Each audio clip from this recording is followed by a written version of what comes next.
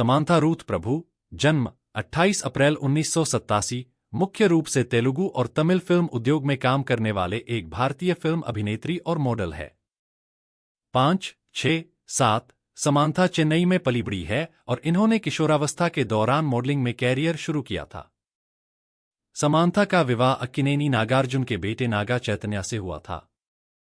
8, लेकिन निजी कारणों से अक्टूबर 2021 में उनका तलाक हो गया। 9, 10 समांथा रुथ प्रभु साउथ फिल्म इंडस्ट्री के सुपरस्टार नागार्जुन के बेटे नागा चैतन्य संग विवाह बंधन में बंधेंगे।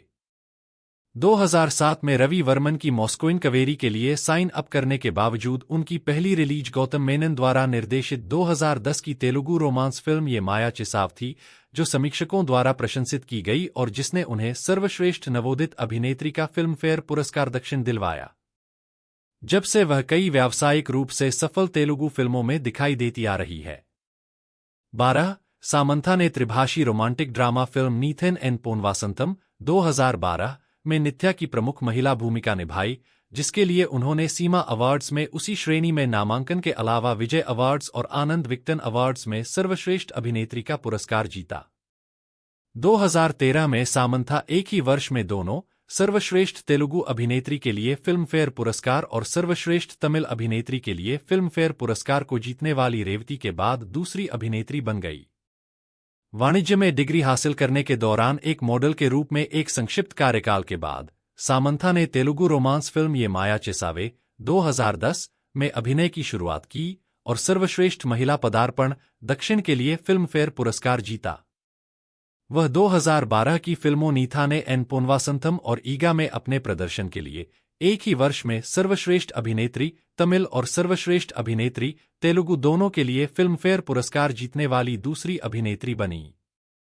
अगले कुछ वर्षों में उन्होंने डुकुडू 2011, सीतम्मा वकिटलो सिरिमले चेट्टू 2012, अत्तारिंतिकी दारेडी 2013, कत्थी 2014, थेरी 2016, ए 2016 में उनके प्रदर्शन ने सामंथा को अपना चौथा फिल्मफेयर पुरस्कार दिलाया और उन्होंने महांती 2018, सुपर डीलक्स 2019 और माजली 2019 और Amazon prime video thriller series the family man 2021 में अपने प्रदर्शन के लिए और प्रशंसा प्राप्त की।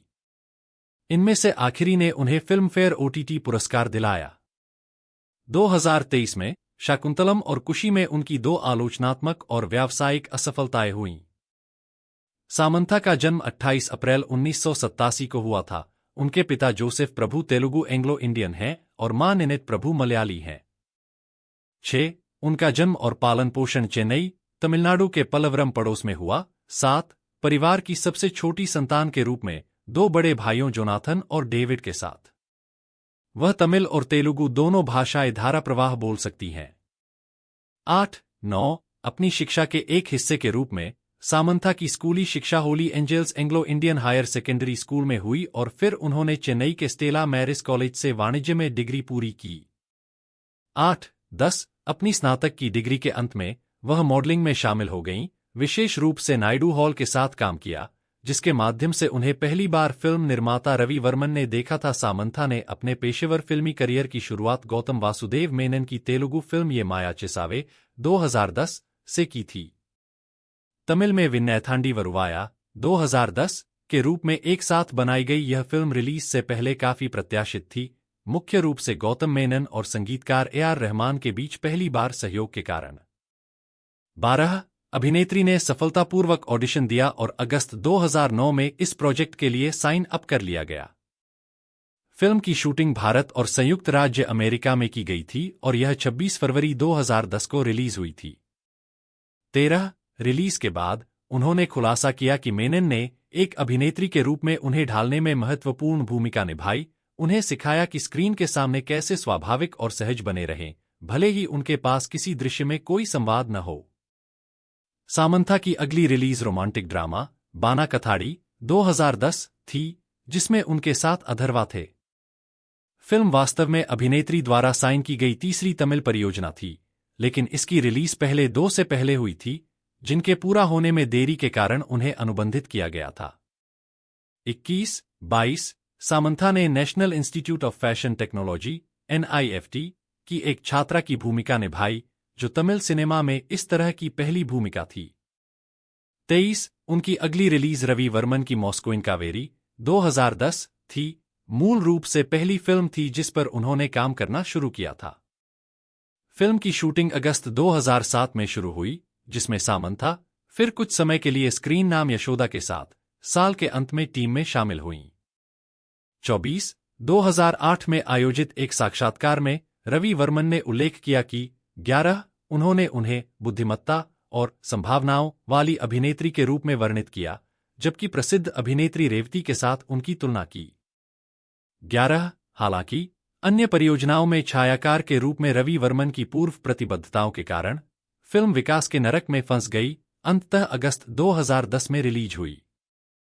25 फिल्म ने आलोचकों से नकारात्मक समीक्षा अर्जित की, हालांकि सामंथा के प्रदर्शन को फिल्म की पेशकश की एकमात्र हाइलाइट के रूप में श्रेय दिया गया। 26 अगस्त 2008 में अपनी अंतिम 3 परियोजनाओं को पूरा करते हुए सामंथा ने नारायण अभिनीत पुकड़ा रवि में एक आधुनिक लड़की की मुख्य भूमिका निभाने के लिए भी हस्ताक्षर किए, जिसे बाद में बंद कर दिया गया। 27-28 इसके बाद सामंथा ने वामसी पेडिपल्ली की तेलुगु फिल्म बृंदावन इंदु के रूप में उनके अभिनय को कम स्क्रीन समय के बावजूद अच्छी तरह से सराहा गया और यह फिल्म तेलुगु में उनकी दूसरी सफल फिल्म बन गई। उद्धरण वांछित सामंथा ने महेश बाबू के साथ बड़े बजट की तेलुगु फिल्म डुकुडु 2012 में काम किया, जो अब तक की सबसे सफल तेलुगु फिल्मों में से एक बन गई। 29 फिल्म को सकारात्मक समीक्षा मिली। द टाइम्स ऑफ इंडिया के एक आलोचक ने कहा, सामंथा खूबसूरत लग रही हैं और उन्होंने शानदार काम किया है, हालांकि प्रशांति के रूप में उनकी भूमिका बहुत लंबी नहीं है। 30 फिल्म में उनके प्रदर्शन के लिए उन्हें सर्वश्रेष्ठ अभिनेत्री तेलुगु के लिए फिल्मफेयर पुरस्कार के लिए दूसरा नामांकन मिला। बाद में उन्होंने गौतम वासुदेव मेनन की 2 फिल्मों में अतिथि भूमिकाएं भी निभाईं, पहली बार मनोवैज्ञानिक थ्रिलर फिल्म नादुनिसी नायगल 2011 में एक पागलखाने की कैदी के रूप में और फिर फिल्म के हिंदी संस्करण एक दीवाना था 2012 में विन्नैथांडी वरुवाया से अपनी भूमिका को दोहराया। तेलुगु फिल्मों में उनकी लोकप्रियता के कारण नादुनिसी नायगल को तेलुगु में ईरा गुलाबेलू के रूप में डब और रिलीज किया गया, जिसमें सामंथा को केवल अतिथि भूमिका होने के बावजूद फिल्म के पोस्टर पर प्रमुखता से दिखाया गया था। 31 इस अवधि के दौरान सामंथा को तमिल में 2 बड़े बजट की परियोजनाएं मणिरत्नम की कदल 2013 और शंकर की आई 2015 भी साइन की गई थीं, लेकिन उन्हें दोनों फिल्मों से बाहर होने के लिए मजबूर होना पड़ा, क्योंकि वह एक त्वचा रोग से पीड़ित थीं और 2012 के मध्य में 2 महीने तक काम